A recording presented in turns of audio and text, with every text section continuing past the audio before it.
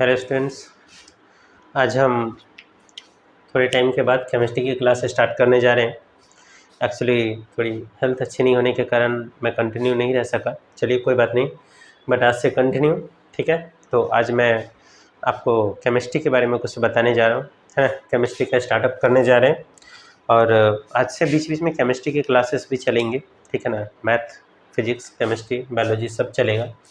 चलिए, तो केमिस्ट्री के बारे में बात करते हैं कि केमिस्ट्री होता क्या चीज़ है।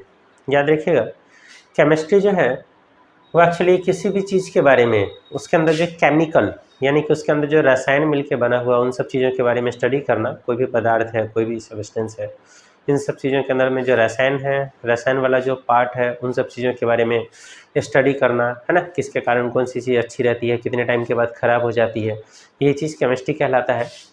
तो हम ऐसा बोल सकते हैं कि कोई भी जो भी हमारे पास पदार्थ होता है, जो मैटर होता है ना, हम ऐसा बोल सकते हैं कि स्टडी ऑफ मैटर,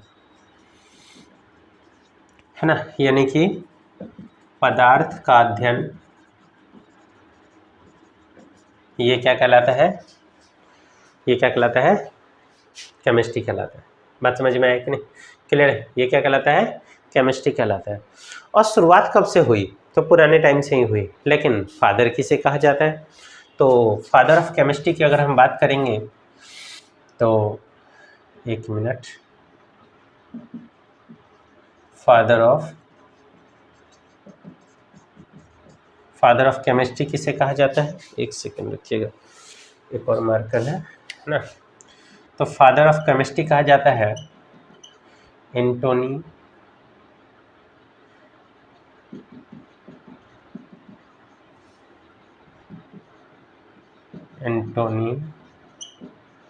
लेवोजियर। ये कहलाते हैं Antoine Lavoisier father of chemistry. बात समझ में आया कि नहीं? क्योंकि इन्होंने क्या ऐसा किया जिसके कारण इनको फादर ऑफ केमिस्ट्री कहा जाता है? तो आइए सबसे पहले उसके बारे में जानते हैं। इन्होंने दिया था सबसे पहले law of conservation of mass, मतलब द्रव्यमान संरक्षण का नियम। ये किसने दिया था? तो ये दिया था एंटोनी लेवोजियर ने। मतलब इन्होंने बताया द्रव्यमान संरक्षण का नियम, law of conservation of mass. इसका मतलब ये हो गया कि उनका ये कहना था कि दुनिया में कोई भी पदार्थ को ना तो उत्पन्न किया जाता है और ना ही नष्ट किया जाता है। इट मीन्स हम किसी भी चीज़ को पैदा नहीं कर सकते और ना ही उसे नष्ट कर सकते, उसका सिर्फ फॉर्म चेंज कर देते हैं, एक रूप से दूसरे रूप में बदल देते हैं। जैसे मान लीजिए हमने भोजन खाया, तो हमने जब भोजन किया तो उससे क्या हुआ? हमको एनर्जी मिली। याद रखिएगा, वो एनर्जी जो हमें मिली ना, वो किस फॉर्म में था? वो कहीं ना कहीं विटामिन, प्रोटीन, इन सब चीज़ों के फॉर्म में मिली। और फिर वापस से हमने काम किया, वो एनर्जी धीरे धीरे लॉस होती चली गई, यानी कि उसका फॉर्म चेंज होता चला गया। बात समझ में आने कि नहीं? है ना। इंसान जिंदा रहता है, कोई भी जीव जिंदा है, तब तक क्या हो रहा है? जितना वो फूड ले रहा है उसके अकॉर्डिंग उसका साइज बढ़ रहा है। जब वो एक्सपायर हो जाता है, हम उसे मिट्टी में दबा देते हैं या फिर जला देते हैं, फिर से वापस से क्या होता है? उसी वातावरण में जाकर के मिल जाता है। यही चीज़ कहलाता है लॉ ऑफ कंजर्वेशन ऑफ मान, यानी कि द्रव्यमान संरक्षण का नियम। क्लियर है? मतलब क्या होगा? किसी भी चीज़ के द्रव्यमान को नहीं बदला जा सकता है ना। वो हमेशा सुरक्षित रहता है, वो हमेशा सेम रहता है, उसका सिर्फ फॉर्म चेंज किया जाता है। बात समझ में आया कि नहीं? क्या हो रहा है? उसका फॉर्म जो है वो चेंज हो रहा है ना। जैसे आपने देखा एक पौधा, हमने देखा उस पौधे में क्या हुआ? फल आना शुरू हो गया, धीरे धीरे करके फल बड़ा हो गया। आखिरकार क्या है जो उसके अंदर फल बड़ा हो गया? फिर धीरे धीरे करके क्या होता है? वो पक जाता है, लोग उसे खाते हैं, फिर वो समय के अनुसार समाप्त हो जाता है। हमें ऐसा लग रहा है कि वो समाप्त हो रहा है, वो फिनिश नहीं होता है, उसका सिर्फ फॉर्म चेंज हो रहा है, वो एक फॉर्म से दूसरे फॉर्म में चला आता है। ये इसी के बारे में सबसे पहले एंटोनी लेवोजियर ने बताया था, और इसलिए इनका नाम, इन्हें फादर ऑफ केमिस्ट्री कहा जाता है। बात समझ में आया कि नहीं? क्लियर है? अब हम बात करते हैं कि स्टडी ऑफ मैटर, यानी कि स्टडी ऑफ मैटर जो है वो केमिस्ट्री कहलाता है, पदार्थों का अध्ययन केमिस्ट्री कहलाता है कि नहीं?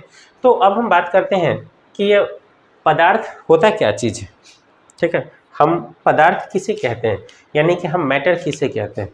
क्या वो सिर्फ सॉलिड हो सकता है, या फिर वो लिक्विड हो सकता है, या फिर वो गैस हो सकता है, या फिर कुछ और? तो याद रखिएगा, वैसे जनरली बचपन से हम सब पढ़ते आ रहे हैं ना, there are 3 types of matter, है ना, 3 फॉर्म्स ऑफ मैटर। कौन कौन सा? Solid, liquid and gas. पदार्थ के 3 अवस्थाएं होती है, कौन कौन सी होती है? ठोस, द्रव और गैस।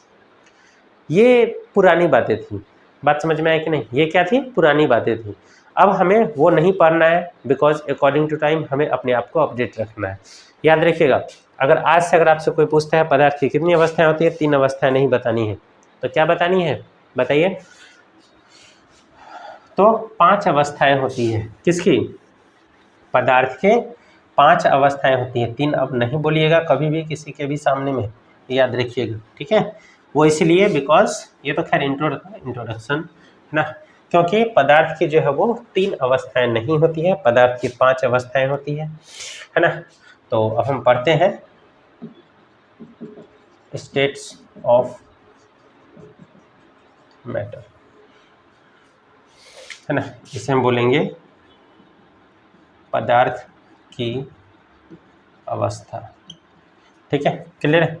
तो पदार्थ की अवस्था में कौन कौन सा होता है? तो सबसे पहले हम बात करते हैं सॉलिड, उसके बाद फिर लिक्विड, और उसके बाद फिर क्या होता है? गैस। इट मीन्स हम इसे बोल सकते हैं ठोस, इसे बोल सकते हैं द्रव, और इसे हम बोल सकते हैं गैस। ये तो हमारा बेसिक है, बात समझ में आया कि नहीं? ये तो हमारे पास बेसिक जानकारी है। उसके बाद फिर अब हमारे पास जो 2 अवस्थाएं और है वो कौन सा है? तो एक है प्लाज्मा। प्लाज्मा अवस्था क्या होता है? ये प्लाज्मा अवस्था, ठीक है। और एक हमारे पास 5वां जो आता है वो है बोस आइंस्टाइन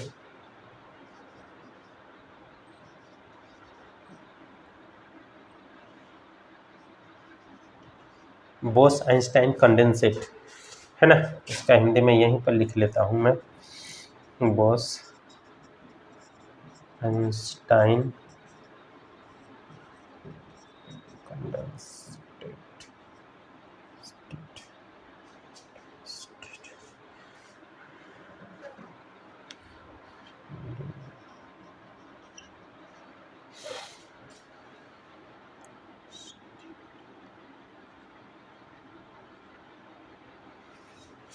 ध्यान दीजिएगा, 5 अवस्थाएं होती है पदार्थ की। 3 अवस्था वाला टाइम चला गया, अब कभी 3 अवस्था मत बोलिएगा। 5 अवस्थाएं कौन कौन सी होती है? ध्यान से देखिएगा, solid, liquid, gas, plasma and boss Einstein condensate. मतलब ठोस, द्रव, गैस, एक प्लाज्मा अवस्था चौथी, और 5वीं। और 5वीं इसलिए बिकॉज ये बारी बारी से खोज हुई, है ना। पहले हम 3 ही के बारे में पढ़ के रह जाते थे, और आज भी लगभग लोग 3 के बारे में ही पढ़ के रह जाते हैं, इसलिए अपने आप को अपडेट रखना बहुत ज़्यादा जरूरी है। सॉलिड आपको पता है, ठोस, है ना। हम बार बार पढ़ते हैं जिसका शेप फिक्स हो, है ना। जनरली शेप इजी वे में चेंज नहीं होता है, एटम्स पास पास होते हैं, अणु पास पास होते हैं, है ना। आकृति निश्चित होती है, आकार निश्चित होता है ना। उसके बाद क्या, और ये अपना जो है शेप चेंज नहीं करता है बार बार। लिक्विड, जिसके एटम्स सॉलिड के मुकाबले दूर दूर होते हैं, बात समझ में आए कि नहीं? सॉलिड के मुकाबले कैसे होते हैं? थोड़े दूर दूर होते हैं लिक्विड के एटम्स जो होते हैं, लेकिन क्या होगा, ये शेप चेंज करता रहता है ना। जिस बर्तन में रखोगे उसके अकॉर्डिंग इसका डिजाइन बन जाएगा। जैसे कि आपने अगर पानी को एक गिलास में रख दिया तो उसका शेप अलग हो जाएगा, पानी को अगर आपने एक चम्मच में रखा तो उसका शेप अलग हो जाएगा, पानी को अगर आपने प्लेट में रखा तो उसका शेप अलग हो जाएगा, चेंज होता रहता है, राइट। गैस, जिसका कोई शेप ही नहीं है, ज़बरदस्ती जिसमें भर दोगे उसके अकॉर्डिंग वो हो जाएगा, है कि नहीं। तो ये जो गैस होता है ये भी कैसा है, इसके एटम्स जो होते हैं वो लिक्विड से दूर दूर होते हैं, बात समझ में आए कि नहीं। लेकिन प्लाज्मा से पास पास होते हैं। क्यों? प्लाज्मा एक नया रिसर्च हो गया है इसलिए। चलिए, तो अब हम बात करते हैं सॉलिड के बारे में। हम बहुत अच्छे से जानते हैं, लिक्विड के बारे में जानते हैं और गैस के बारे में जानते हैं। सॉलिड, लिक्विड और गैस में कोई विशेष प्रॉब्लम नहीं है, ठीक है। थोड़ा सा अगर हम बात करते हैं, इसके अंदर में एक अंतराण्विक आकर्षण बल होता है। अंतराण्विक आकर्षण बल क्या होता है, मैं सारी चीज़ों को थोड़ा थोड़ा एक्सप्लेन कर देता हूँ। जैसे मान लीजिए ये एक, मैं आपको सबसे पहले 3 ही से समझाता हूँ, ठीक है।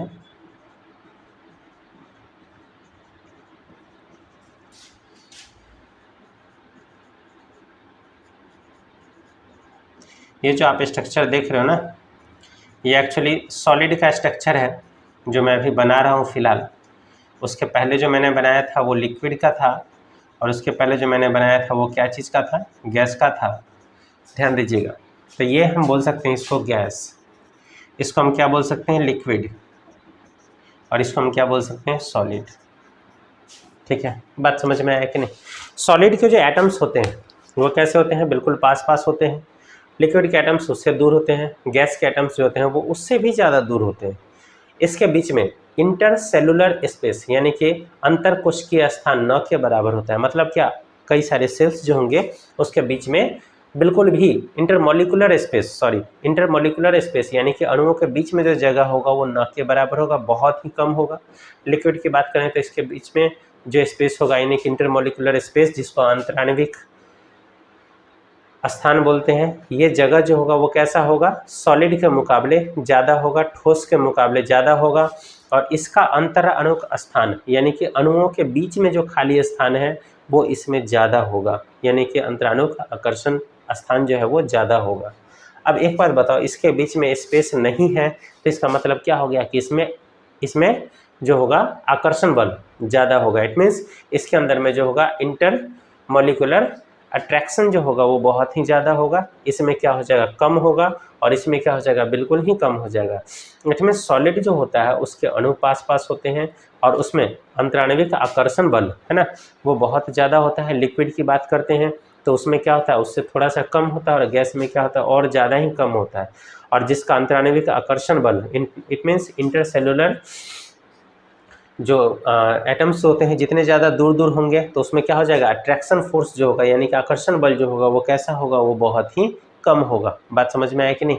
मतलब इसके जो एटम्स होंगे वो एक दूसरे को कमजोर से बंधे हुए होंगे, इसके जो अणु होंगे वो बहुत ज़्यादा मजबूती से बंधे हुए होंगे, इसके कम बंधे हुए होंगे, और गैसेस के ज़्यादा बंधे हुए होंगे, है ना, गैसेस के और ज़्यादा कम बंधे हुए होंगे। ठीक है, तो ये तो खैर बेसिक स्ट्रक्चर था और इन सब चीज़ों के बारे में हम जानते हैं। यही कारण है कि हम ठोस को ज़्यादा नहीं दबा सकते हैं, लिक्विड को यानी कि द्रव को उससे ज़्यादा दबा सकते हैं, और गैस को हम और ज़्यादा दबा सकते हैं। बात समझ में आया कि नहीं। जैसे अगर आप एक डब्बे के अंदर में कोई ठोस आइटम रखते हो कार्टून बॉक्स के अंदर में, तो आपने गौर किया कि जितना स्पेस है उतना ही, उससे ज़्यादा नहीं आएगा।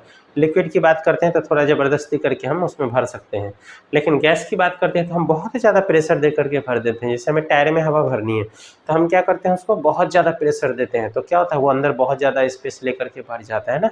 और टायर तो कई बार आपने देखा होगा कि अगर हम ट्यूब में हवा भरते हैं तो बहुत ज़्यादा टाइट भी हो जाता है, बिल्कुल लगता है जैसे सॉलिड है उस तरीके का हो जाता है। क्यों, क्योंकि उसमें स्पेस है और ज़्यादा आप ज़बरदस्ती उसमें भर सकते हो, है कि नहीं। तो गैसेस में ये सारी चीज़ें थी यहाँ, है ना। ये तो बेसिक इन्फॉर्मेशन थी। अब हम बात करते हैं एक्चुअली प्लाज्मा और बोस आइंस्टाइन कंडेंसेट की। ठीक है, तो इसको मैं इरेज कर देता हूँ, फिर जा करके हम बात करते हैं प्लाज्मा के बारे में। ठीक है, क्लियर। चलिए, तो हमारे पास एक बात बताइए कि प्लाज्मा, मैं इसको थोड़ा सा इरेज कर देता हूँ, ये बेसिक है, आप इसको नोट कर लीजिएगा, ठीक है ना। मैं 2 मिनट इसको इरेज करके फिर जा करके मैं आपको प्लाज्मा के बारे में बताता हूँ। ठीक है, आज का हमारा टॉपिक यही रहेगा, पदार्थ की अवस्था, और उसके बाद फिर हम कुछ गैसेस के बारे में पढ़ेंगे, है ना। सम इम्पोर्टेंट गैसेस, एक नया टॉपिक आज हम आपको बताने वाले हैं, तो उस पर भी हम बात करेंगे। बस 5 मिनट थोड़ा सा मैं इसको प्लाज्मा के बारे में बता देता हूँ।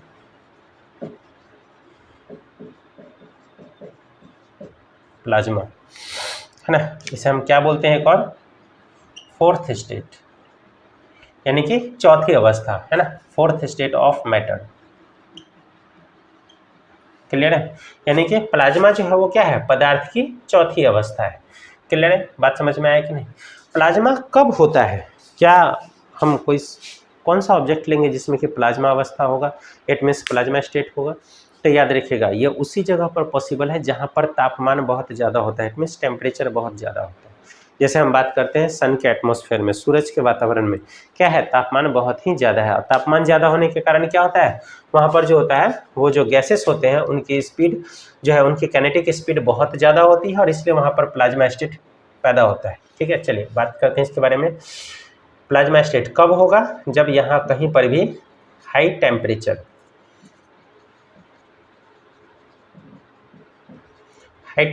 प्लस उसके साथ में क्या होना चाहिए, तो उसके साथ में होना चाहिए था,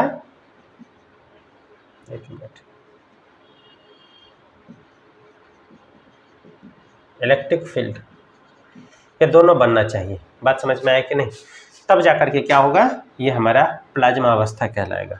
मतलब टेम्परेचर बहुत ज़्यादा होना चाहिए, कई हजार डिग्री सेल्सियस होना चाहिए। बात समझ में आया कि नहीं? प्लाज्मा अवस्था पैदा होने के लिए टेम्परेचर जो है वो कई हजार डिग्री सेल्सियस होना चाहिए, और प्लस साथ में इलेक्ट्रॉन्स जो होते हैं वो कैसे होने चाहिए, आयोनाइज्ड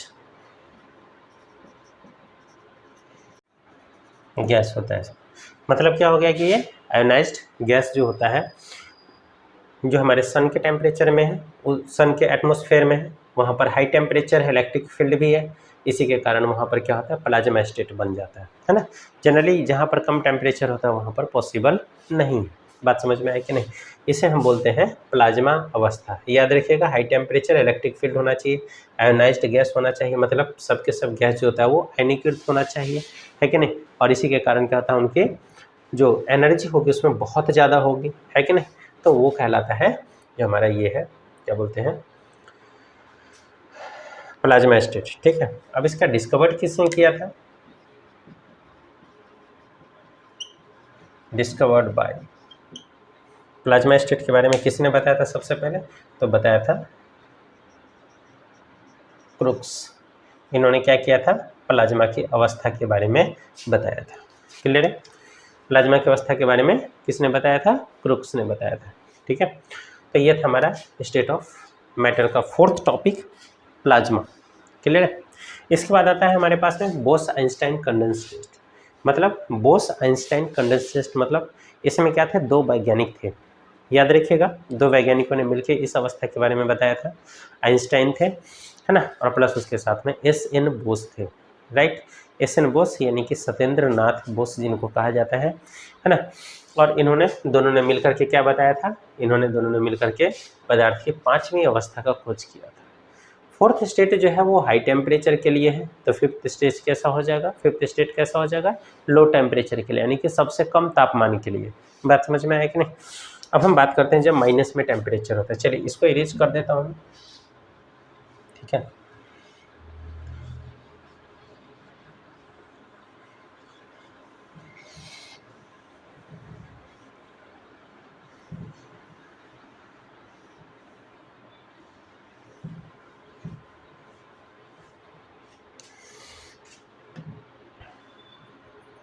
अब हम बात करते हैं किसके, फिफ्थ स्टेज की, है ना।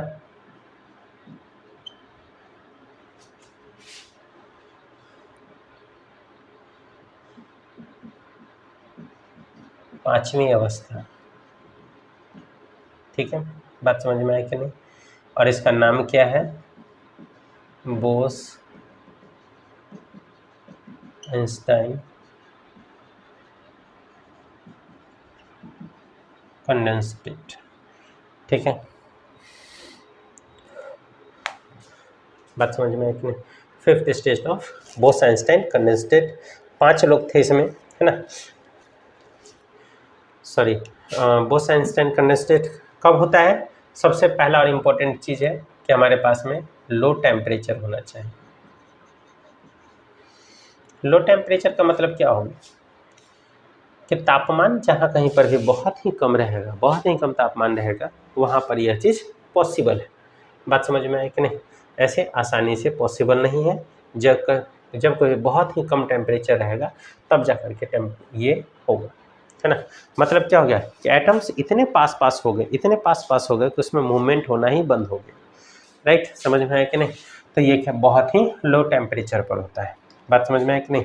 जब माइनस में टेम्परेचर चला जाता है तब जा कर के जो पदार्थ होता है, जो एटम्स होते हैं, उसके अंदर जो मूवमेंट बंद हो जाता है वो कहलाता है स्टेट्स, यानी कि एक नया अवस्था किसका, मैटर का, बोस आइंस्टाइन कंडेंस स्टेट। ठीक है, और इसमें जो हमारे वैज्ञानिक शामिल थे बोस, उनका नाम था एस.एन. बोस। क्लियर है? अब हम बात करते हैं कि जब इस तरीके की अवस्थाएं होंगी, फिफ्थ स्टेट होगा या फोर्थ स्टेट जो भी हमने प्लाज्मा पढ़ा, तो उस टाइम में एटम्स के बीच में मूवमेंट किस तरीके का होगा। बात समझ में आए कि नहीं?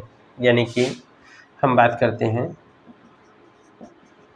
काइनेटिक एनर्जी, ठीक है, और उसके बाद फिर हम दूसरी बात करेंगे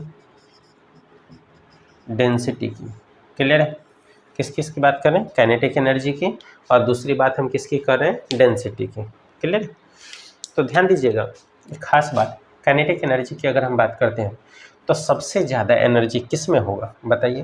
तो हमें पता है कि जिसकी में टेम्परेचर ज़्यादा होगा, प्लाज्मा, उसका फिर हम बात करते हैं उससे कम किस में होगा? गैस। फिर उसकी बात करते हैं उससे कम किस में होगा सर? तो याद रखिएगा, है लो टेम्परेचर लेकिन आएगा किस में? बीईसी में। फिर आ जाएगा किस में? लिक्विड में। फिर क्या आएगा किस में? सॉलिड में। बात समझ में आया कि नहीं? क्लियर है? और अगर हम डेंसिटी की बात करते हैं तो सबसे ज़्यादा डेंसिटी किस में होगा? तो याद रखिएगा, मैं फिर से बता रहा हूँ, डेंसिटी में सबसे ज़्यादा डेंसिटी होगा सॉलिड का, फिर ज़्यादा आएगा, उसके बाद आएगा लिक्विड का यानी कि उससे कम, फिर आएगा बीईसी का, और फिर जाकर के आएगा गैस का, और फिर जाकर के आएगा प्लाज्मा का। क्लियर है ये? समझिए इन बातों को ध्यान से। काइनेटिक एनर्जी हिंदी में हम इसे बोलते हैं गतिज ऊर्जा। क्लियर है? और डेंसिटी को बोलते हैं घनत्व। क्लियर है? बात समझ में आया कि नहीं? अब मैं आपसे बता रहा हूँ कि काइनेटिक एनर्जी यानी कि गतिज ऊर्जा की बात करते हैं तो गति में कौन रहता है? गतिज ऊर्जा कहते हैं किसे? आपने देखा होगा कि अगर हमारे सामने में पंखा चल रहा है तो अगर पंखा चल रहा है तो हवा जो है बहुत तेज़ी से हमारे सामने में आने लग जाता है। इसका मतलब जो गैस के एटम्स होते हैं उसमें क्या होता है? गतिज ऊर्जा ज़्यादा होती है, उसमें काइनेटिक एनर्जी ज़्यादा होती है। रीज़न क्या है? रीज़न उसके बीच में ये है कि उसके जो एटम्स हैं वो कैसे हैं? काफ़ी दूर दूर हैं। दूर दूर होने के कारण क्या होता है कि उनके बीच में इंटरमॉलिक्यूलर स्पेस, जिसको अंतराण्विक स्थान बोलते हैं, वो बहुत ज़्यादा है ना? और मॉलिक्यूलर अट्रैक्शन जो है वो कैसा होता है? वो कम होता है। मतलब क्या? अंतराण्विक आकर्षण बल काफ़ी कम है, यानी कि वो एक दूसरे को काफ़ी कमजोरी से बंधा हुआ, मजबूती से बंधा हुआ नहीं है। किसमें? गैसेस में। और ये जो हमने फोर्थ और फिफ्थ स्टेट पढ़ा, ये एक्चुअली गैस के बारे में है। बात समझ में आया कि नहीं? फिफ्थ स्टेट ऑफ मैटर जो है वो गैस के बारे में। यही कारण है कि ध्यान दीजिएगा, काइनेटिक एनर्जी टेम्परेचर ज़्यादा होने के कारण प्लाज्मा का सबसे ज़्यादा होगा, उसके बाद फिर गैस का होगा, गैस के बाद फिर बोस-आइंस्टाइन कंडेंसेट का जो गतिज ऊर्जा होगा वो ज़्यादा होगा, उसके बाद लिक्विड का होगा, फिर जाकर के सॉलिड का सबसे कम होगा। लेकिन अगर मैं डेंसिटी की बात करता हूँ तो सॉलिड का डेंसिटी सबसे ज़्यादा होगा यानी कि घनत्व ज़्यादा होगा, लिक्विड का उससे कम होगा, बोस-आइंस्टाइन कंडेंसेट का जो होगा उससे भी कम होगा, गैस का और कम होगा, प्लाज्मा का सबसे कम होगा। बात समझ में आया कि नहीं?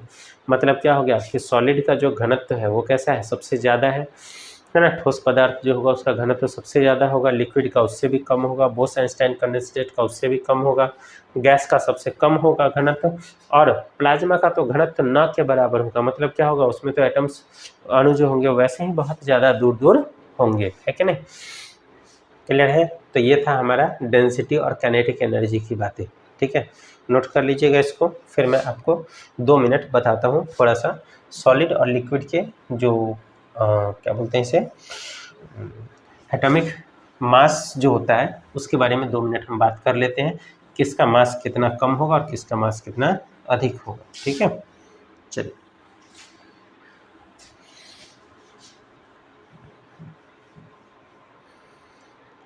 अब अगर मैं आपसे बात करता हूँ कि मास किसके हिसाब से बोला जाता है कि नहीं?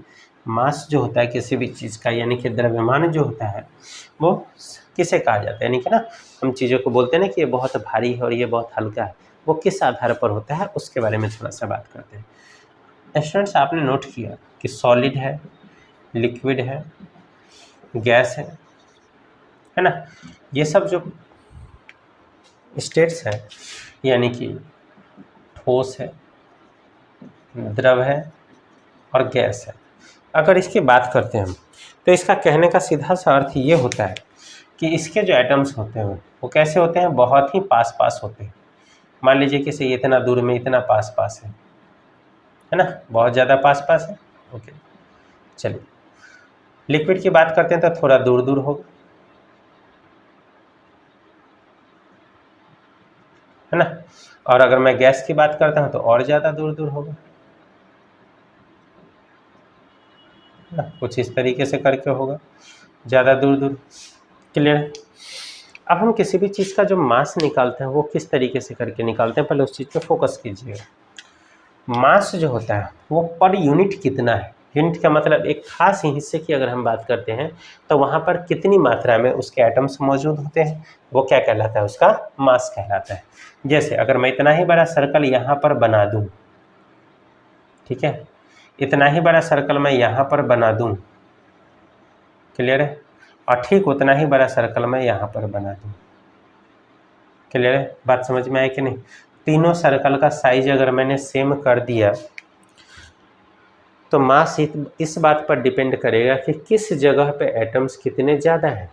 यहाँ पर एटम्स जो है, अणु जो है वो कैसा है, बहुत ज़्यादा मात्रा में है। उतना ही दूरी में यहाँ पर जो अणु है उसके मुकाबले कम है। और गैस की बात करें तो ये इसके मुकाबले, दोनों के मुकाबले कैसा है, काफ़ी कम है। और यही कारण है कि जो मास कैलकुलेट किया जाता है वो पर यूनिट कितने एटम्स हैं उसके अकॉर्डिंग कैलकुलेट किया जाता है। बात समझ में आ रहा है कि नहीं? थर्मोकोल का उतना ही बड़ा टुकड़ा और उतना ही बड़ा एक लोहे का टुकड़ा, भारी कौन सा होगा? तो आप बोलोगे सर थर्मोकोल जो है वो तो हल्का होगा, और भारी कौन सा होगा? तो भारी जो होगा वो हमारा आयरन का पीस होगा, लोहे का टुकड़ा होगा। रीज़न क्या है उसके पीछे? उसके पीछे रीज़न है कि पर यूनिट उसका जो एटम्स है वो बहुत ज़्यादा है, इसमें एटम्स कम है और गैस में एटम्स बिल्कुल ही कम है। बात समझ में आया कि नहीं? अगर मैं आपसे पूछूं, एक बहुत ही इम्पोर्टेंट सवाल है, दुनिया में सारे लोग जानते हैं क्या सबसे हल्की धातु, लाइटेस्ट मेटल है ना, सबसे हल्की धातु जो है वो कौन सी है? तो आपका जवाब होगा सर लिथियम। बात समझ में है कि नहीं? है कि नहीं? और लिथियम है ना। और सबसे भारी धातु, सबसे भारी धातु कौन सी होगी सर? ऑस्मियम है ना। कौन सा होगा? तो ऑस्मियम होगा। सवाल ये उठता है कि ऑस्मियम जो है, ऑस्मियम से भी तो ज़्यादा, अच्छा एक बात बताइए, हम द्रव्यमान निकालते कैसे? जैसे कार्बन की बात करते हैं तो यहाँ पर 6 और यहाँ पर 12 लिखा हुआ होता है, तो हम बोलते हैं क्या पता है कि एटॉमिक नंबर जो है वो इसका 6 हो गया और एटॉमिक मास जो हो गया वो इसका कितना हो गया? 12 हो गया। जस्ट इस एटॉमिक नंबर का डबल। बात समझ में आया कि नहीं? तो ऑस्मियम की अगर हम बात करते हैं तो आपने एक चीज़ गौर किया होगा कि ऑस्मियम से भी, अगर आप केमिस्ट्री का पीरियोडिक टेबल देखोगे तो ऑस्मियम से भी ज़्यादा द्रव्यमान वाले पदार्थ मौजूद हैं। जैसे अगर हम बात करते हैं यूरेनियम का, बात समझ में आया कि नहीं? यूरेनियम, यूरेनियम यूरेनियम का जो द्रव्यमान होता है, ध्यान से समझिएगा, यूरेनियम का जो द्रव्यमान होता है वो कितना होता है? चलिए ध्यान दीजिएगा, यूरेनियम का जो मास होता है वो कितना होता है? तो वो 92 होता है। ऑस्मियम का जो, सॉरी, एटॉमिक नंबर जो होता है 92 होता है, और मास की अगर हम बात करते हैं तो कितना होता है? 239 होता है। जबकि ऑस्मियम की बात करते हैं तो ऑस्मियम का जो एटॉमिक नंबर होता है वो 76 होता है और मास जो होता है वो 190 के करीब में होता है। सवाल ये उठता है कि यूरेनियम का जो एटॉमिक नंबर है वो 92 है, मास जो है वो 239 है, जबकि ऑस्मियम का जो है 76 है एटॉमिक नंबर और मास जो है वो कितना है? वो 190 है। तो फिर सवाल ये उठता है कि यूरेनियम सबसे भारी होना चाहिए था, यूरेनियम सबसे भारी होना चाहिए था, लेकिन भारी सबसे ज़्यादा कौन है? ऑस्मियम है। तो यूरेनियम सबसे भारी होना चाहिए था और भारी सबसे ज़्यादा कौन है? ऑस्मियम है। रीजन क्या है उसके पीछे? उसके पीछे सिंपल सा रीजन इतना ही है, उसके पीछे सिंपल सा कारण इतना ही है कि इसका जो है पर यूनिट डेंसिटी यानी कि घनत्व की अगर हम बात करते हैं तो घनत्व जो है यानी कि डेंसिटी जो है वो कैसा है, किसका ज़्यादा है? तो डेंसिटी जो है वो ऑस्मियम का ज़्यादा है। मतलब क्या हो गया कि कम स्पेस में ज़्यादा से ज़्यादा मॉलिक्यूल्स जो है, सॉरी, ज़्यादा से ज़्यादा एटम्स जो हैं वो किसके भरे हुए हैं? वो इसके भरे हुए हैं। मतलब ऑस्मियम में ज़्यादा होंगे और हमारा जो यूरेनियम होगा उसमें कैसा है? उसमें कम होगा। मतलब इसमें बहुत सारा अणु होगा, है कि नहीं? किसमें? ऑस्मियम में उतना ही जगह में, लेकिन यूरेनियम का क्या है? कम होगा। यही कारण है कि जो सबसे भारी धातु जो है वो ऑस्मियम को बोला जाता है, न कि यूरेनियम को बोला जाता है। बात समझ में आया कि नहीं? द्रव्यमान की अगर हम बात करते हैं तो हमारा जो यूरेनियम है वो 239 है इसका एटॉमिक मास, लेकिन एटॉमिक मास ज़्यादा होने के बाद भी पर यूनिट अगर डेंसिटी अगर देखा जाए कि एक खास जगह में कितना ज़्यादा घना है, तो आप देखोगे कि ऑस्मियम का ज़्यादा होगा और यूरेनियम का कम होगा, इसलिए ऑस्मियम जो है वो सबसे ज़्यादा भारी धातु बोला जाता है, ठीक है। और सबसे हल्की धातु कौन सी बोली जाती है? लिथियम बोली जाती है। ये एक इंपॉर्टेंट पॉइंट है, फोकस कीजिएगा। बात समझ में आया कि नहीं? क्लियर है? और कहने हाँ एक बात और, जैसे पहले हम लिखा करते थे, हम ऐसे लिखते थे ना, ध्यान दीजिएगा, कार्बन को 6-12, तो यहाँ पर क्या हो जाता था, इसके अंदर में इलेक्ट्रॉन कितने हो जाते थे। अभी मैं इलेक्ट्रॉन प्रोटॉन वाले चैप्टर में आपको बहुत बढ़िया से बताऊंगा, फिलहाल शॉर्ट में समझ लीजिए कि इसके अंदर में इलेक्ट्रॉन कितने हो गए सर, जितने इलेक्ट्रॉन होंगे उतने ही प्रोटॉन होंगे, है कि नहीं, और मेरे ख्याल से उतने ही न्यूट्रॉन भी होंगे, है कि नहीं। मास की बात करते हैं तो प्रोटॉन प्लस न्यूट्रॉन मिलकर के मास बनाता है, यानी कि 6 प्रोटॉन प्लस 6 न्यूट्रॉन, तो इसका द्रव्यमान कितना हो जाता है? 12 हो जाता है। तो पहले हम क्या लिखते थे पुराने टाइम में कि हम जो है कार्बन 6-12 अगर लिखा रहता था तो यहाँ पर एटॉमिक मास यूनिट जो होता था AMU के फॉर्म में लिखा जाता था 12, लेकिन अब इसको क्या कर दिया गया है, U के फॉर्म में लिखा जाता है कि नहीं। U = 12 लिखा जाता है, AMU नहीं लिखा जाता है ना। और इसको हम क्या बोलते हैं? U को यूनिफाइड मास, यूनिफाइड मास। बात समझ में आई कि नहीं? ये एक नया अपडेट है, फोकस कीजिएगा आप लोग कि पहले जो है बहुत सारे बुक में आपको AMU देखने को मिलेगा, लेकिन अब जो है इसका कैलकुलेशन AMU में नहीं किया जाता है, ये यूनिट में किया जाता है, यानी कि U में लिखा जाता है, यूनिफाइड मास के फॉर्म में लिखा जाता है। और इसको चेंज कौन करता है? अकॉर्डिंग टू टाइम इसमें जो चेंजिंग आते रहते हैं या कोई नया अपडेट आता रहता है, ये कौन करता है? IUPAC करता है ना। IUPAC आप सबको पता है ना, international union of pure and applied chemistry, है ना। International union of pure and applied chemistry, IUPAC एक संस्था है, ऑर्गेनाइजेशन है, जो कि केमिस्ट्री में होने वाले चेंजेस को अकॉर्डिंग टू टाइम हमें बताता रहता है, हमें इन्फॉर्मेशन देता रहता है। और नया अपडेट के अकॉर्डिंग आपको याद रखना है, AMU के फॉर्म में अब नहीं होता है मास, किस फॉर्म में होता है? U के फॉर्म में होता है ना, यानी कि यूनिट के फॉर्म में होता है, याद रखिएगा, जिसे हम यूनिफाइड मास कहा जाता है, U के फॉर्म में लिखा हुआ मिलेगा। क्लियर है? चलिए, तो ये था हमारा केमिस्ट्री का बेसिक इन्फॉर्मेशन, है ना, जो स्टेट्स ऑफ मैटर की बात करते हैं, है ना। थोड़ा सा 2 मिनट हम डेंसिटी की बात और कर लेते हैं, उसके बाद फिर जाकर के हम जो है नेक्स्ट जो होगा वीडियो में हम देखेंगे किसके बारे में, सम इम्पॉर्टेंट गैसेस के बारे में, है ना, जो गैस हमारे एटमॉस्फेयर में पाया जाता है, और कुछ उसमें से खास जो हमारे काम की चीज़ें हैं उस टॉपिक पर हम डिस्कशन करेंगे, ठीक है। थोड़ा सा डेंसिटी के बारे में थोड़ा सा हम बात कर लेते हैं, लिक्विड के डेंसिटी के बारे में 2 मिनट, घनत्व के बारे में, ठीक है। चलिए,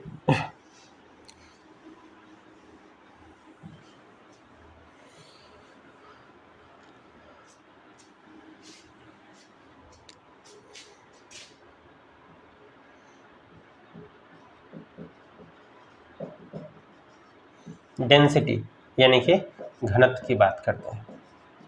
तो एक बात बताओ मुझे, हमें बहुत अच्छे से पता था, अभी 2 मिनट पहले हम लोगों ने देखा था क्या, कि जो हमारा सॉलिड होगा, लिक्विड होगा, गैस होगा, तो सॉलिड की बात करते हैं तो उसका डेंसिटी कैसा होता है? सबसे ज़्यादा होता है, लिक्विड का कम और गैस का सबसे कम। लेकिन अगर मैं आपसे बोलूँ कि मैं एक लिक्विड ले लेता हूँ, है ना, तो इसके डेंसिटी में चेंजिंग आ सकता है क्या? तो बिल्कुल आ सकता है। कैसे आएगा? कोई भी एक लिक्विड हम लेते हैं, एक ही लिक्विड लेते हैं, जैसे कि हमने वाटर ले लिया, सपोज पानी ले लिया, है ना। अब मैं आपसे पूछूंगा कि इसके डेंसिटी में कैसे चेंजिंग आएगा? इसके डेंसिटी में हमें चेंजिंग करना है, तो इसका बहुत सिंपल सा वे है, बहुत सिंपल सा तरीका है। क्या चीज़ सर? तो आप टेम्परेचर में चेंजिंग करना शुरू कर दो, तो क्या हो जाएगा? डेंसिटी में चेंजिंग आना शुरू हो जाएगा। जैसे मान लीजिए कि पानी है, अगर ये 70 डिग्री सेंटीग्रेड पर अगर ये है, और उसको हम घुमा करके -5 डिग्री सेंटीग्रेड पर लेकर के चले आते हैं, तो याद रखिएगा इसमें क्या होगा, इधर डेंसिटी कैसा होगा, इधर का डेंसिटी कैसा होगा बताइए, इधर का डेंसिटी होगा कम। याद रखिएगा, डेंसिटी यानी कि घनत्व की बात करते हैं, अणु जो होंगे वो कम घने होंगे, इट मीन्स दूर दूर होंगे। बात समझ में आया कि नहीं? और जैसे जैसे इस तरफ का आएगा, इधर का डेंसिटी कैसा हो जाएगा, इधर का डेंसिटी अधिक हो जाएगा। बात समझ में आया कि नहीं? इधर का डेंसिटी कैसा हो जाएगा, इधर का डेंसिटी अधिक होगा। लेकिन अब सवाल उठता है इसके मुकाबले तो अधिक होगा, लेकिन चेंजिंग कैसे होगा, है कि नहीं, चेंजिंग कैसे होगा उस टॉपिक पर बात कर लेते हैं। ठीक है, तो याद रखिएगा हमें पता है कि जल का जो घनत्व होता है यानी कि डेंसिटी जो होता है वो 4 डिग्री सेल्सियस पर सबसे अधिक होता है। ठीक है, बात समझ में आए कि नहीं, 4 डिग्री सेल्सियस पर सबसे अधिक होगा। बात समझ में आया कि नहीं, डेंसिटी जो है वो 4 डिग्री सेल्सियस पर कैसा होगा, सबसे अधिक होगा। ये बात क्लियर है या नहीं। तो डेंसिटी में चेंजिंग कैसे आएगा, तो ध्यान दीजिएगा, सबसे पहले कुछ एक लॉजिक आप याद रखिएगा। यहाँ पर हम कर देते हैं 4 डिग्री सेल्सियस। अब आप इधर मान लो कि इधर कर देते हो 70 डिग्री सेल्सियस, इधर कर देते हो आप -5 डिग्री सेल्सियस। क्लियर है। तो अब आप एक बात ध्यान से समझिएगा, क्या ये 70 डिग्री सेल्सियस है, ये 4 डिग्री सेल्सियस। अरे 70 से 5 तक आने के लिए हम डायरेक्ट तो नहीं आएंगे ना, 70 से 65 60 50 45 40 कम होते होते 35 30 20 15 और फिर जा करके ये करते करते कहाँ तक आएगा, 4 डिग्री सेल्सियस पर आएगा। और फिर 4 के बाद फिर 3 2 1 0 -1 -2 करते करते -5 तक आएगा। बात समझ में आया नहीं। अब आप समझिएगा कि जब कभी भी ये 70 से 4 डिग्री की ओर जाएगा, ठीक है, तो क्या हो जाएगा, इसका डेंसिटी कैसा होगा, पहले बढ़ेगा। बात समझ में आया कि नहीं, जैसे जैसे इस तरफ को चलता चला जाएगा इसका डेंसिटी कैसा होता चला जाएगा, बढ़ता चला जाएगा। यानी कि यहाँ डेंसिटी कम है तो इधर की तरफ आते आते कैसा होता चला जाएगा, अधिक होता चला जाएगा। बात समझ में आया कि नहीं। और ये जो होगा ये मैक्सिमम होगा। बात समझ में आया कि नहीं, क्लियर है। मतलब क्या हो जाएगा, और फिर जा करके यहाँ पर से डेंसिटी कैसा होता चला जाएगा, घटेगा। क्लियर है, बात समझ में आया कि नहीं। ये कंडीशन तब भी लागू होगा जब ये इस तरफ से इस तरफ को होगा। ठीक है, बात समझ में आया कि नहीं। मतलब क्या, अगर हमारे पास 70 डिग्री टेम्परेचर का अगर एक पानी हमें दिया जाए, उसको धीरे धीरे करके अगर हम ठंडा करेंगे, बातों पे फोकस कीजिएगा, तो पहले क्या होगा, डेंसिटी उसका बढ़ेगा। क्यों, जैसे जैसे वो ठंडा होता चला जाएगा उसके एटम्स पास आते चले जाएंगे, और जैसे जैसे एटम्स पास आता चला जाएगा वैसे वैसे उसका डेंसिटी यानी कि घनत्व जो होगा वो कैसा होता चला जाएगा, बढ़ता चला जाएगा, यानी कि पहले इंक्रीज होगा और फिर जाकर के मैक्सिमम कहाँ पर होगा, 4 डिग्री टेम्परेचर पर होगा। बात समझ में आया कि नहीं, मैक्सिमम कहाँ हो जाएगा, 4 डिग्री टेम्परेचर पर होगा। और उसके बाद फिर जाकर के डेंसिटी कैसा होता चला जाएगा, घटेगा। इट मीन्स कैसा होता चला जाएगा, डिक्रीज होता चला जाएगा। बात समझ में आया कि नहीं, कैसा होता चला जाएगा, डिक्रीज होता चला जाएगा। मतलब क्या हो जाएगा, वो घटता चला जाएगा। बात समझ में आया। लेकिन कब, जब बीच में 4 डिग्री वाली बात आ जाती है तब। ठीक है, और अगर मैं आपसे बात करूं कि अगर हमारे पास एक वाटर दिया हुआ जिसका टेम्परेचर -5 डिग्री है, क्लियर है, और फिर जा करके क्या हो जाएगा, वो उसको हम 70 डिग्री तक लेकर के जाते हैं। मतलब क्या कर रहे हैं, हम इसको गर्म कर रहे हैं और फिर जाकर के गर्म कर रहे हैं और ज़्यादा गर्म कर रहे हैं, धीरे धीरे गर्म होते होते कहाँ तक चला जाएगा, 70 डिग्री सेंटीग्रेड तक जाएगा। अब इस केस में भी क्या होगा पता है, इस केस में भी ऐसा होगा कि पहले डेंसिटी, क्योंकि फिर कहाँ आएगा, 4 डिग्री सेल्सियस पर, तो पहले क्या होगा बताइए, पहले क्या होगा, पहले इसका डेंसिटी बढ़ेगा और फिर जाकर के इसका डेंसिटी कैसा होता चला जाएगा, घटेगा। बात समझ में आया कि नहीं, पहले क्या हो जाएगा, बढ़ेगा शुरू में और फिर जाकर के कैसा होगा, घटेगा। बोलोगे सर ये कैसे हो सकता है, 70 डिग्री सेल्सियस पर भी पहले डेंसिटी बढ़ रहा है, जब हम उसको प्लस से माइनस में लेके आ रहे हैं, इट मीन्स उसको हम ठंडा कर रहे हैं तब, और जब माइनस से हम उसको गर्म करेंगे तब भी डेंसिटी कैसा होगा, पहले बढ़ेगा फिर घटेगा। ऐसा कैसे हो सकता है, तो समझिएगा ध्यान से, मैं इसी कॉन्सेप्ट को क्लियर कराना चाहता हूँ, है कि नहीं। सबसे पहले जैसे ही 70 डिग्री सेंटीग्रेड पर था तो हमने क्या किया, उसको ठंडा करना शुरू किया। तो ठंडा करना शुरू किया तो एटम्स क्या हो गया, पास पास आने लग गया। डेंसिटी सबसे ज़्यादा कहाँ हो गया, 4 डिग्री पर हो गया, और 4 डिग्री पर डेंसिटी अधिक हो गया, यानी कि बिल्कुल पास आ गया। बात समझ रहे हो ना, बिल्कुल पास आ गया।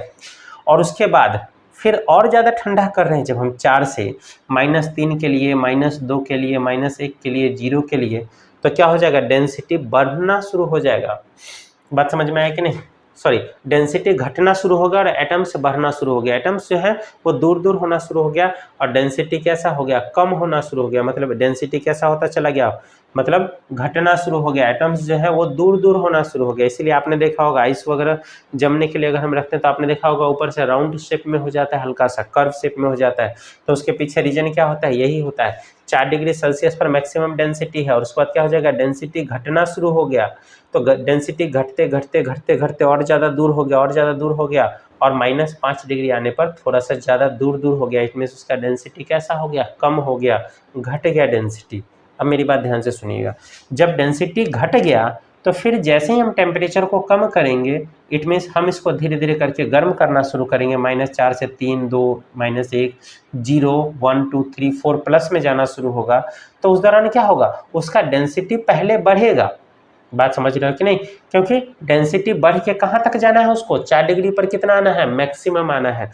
इट मीन्स 4 डिग्री सेल्सियस आने पर उसका जो घनत्व होगा वो सबसे ज़्यादा होगा। तो एक बात बताओ, 4 डिग्री सेल्सियस पर घनत्व सबसे ज़्यादा होने के लिए पहले उसका घनत्व कम होना चाहिए ना। तो पहले क्या होगा, घनत्व उसका बढ़ेगा शुरू में, क्योंकि घनत्व कम है तो वो क्या हो जाएगा, ज़्यादा होगा। और ज़्यादा होने के लिए क्या होगा, डेंसिटी बढ़ेगा। और फिर जाकर के डेंसिटी बढ़ते बढ़ते बढ़ते बढ़ते बढ़ते बढ़ते सबसे ज़्यादा कहाँ होगा, तो हाईएस्ट जो होगा वो 4 डिग्री सेल्सियस पर होगा, फिर से मैक्सिमम होगा।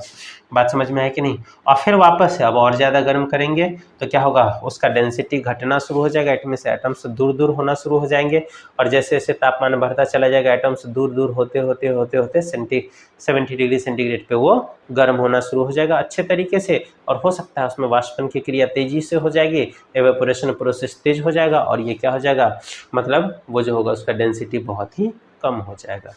तो अब आप एक छोटा सा ट्रिक सीख गए होंगे कि अगर बीच में 4 डिग्री सेल्सियस अगर है, ये भी आपको इम्पोर्टेंट बात याद रखनी है कि बीच में 4 डिग्री सेल्सियस है, इट मीन्स एक प्लस और एक माइनस या उससे कम अगर है तभी जा करके, तो हमेशा चाहे आप कोई भी गर्म से ठंडा करो या फिर ठंडे से गर्म करो, हमेशा पहले डेंसिटी जो है वो बढ़ेगा और फिर 4 डिग्री के बाद वो घटेगा। माइनस से प्लस करोगे तब भी वो क्या हो जाएगा, -5 से पहले बढ़ेगा और फिर से घटेगा। अगर आपको कन्फ्यूजन है तो एक बार ज़रा वीडियो को थोड़ा सा बैक करके 10 मिनट 15 मिनट और फिर से इस सारे पॉइंट्स को फोकस कीजिएगा, ऑटोमेटिक आपको क्लियर हो जाएगा।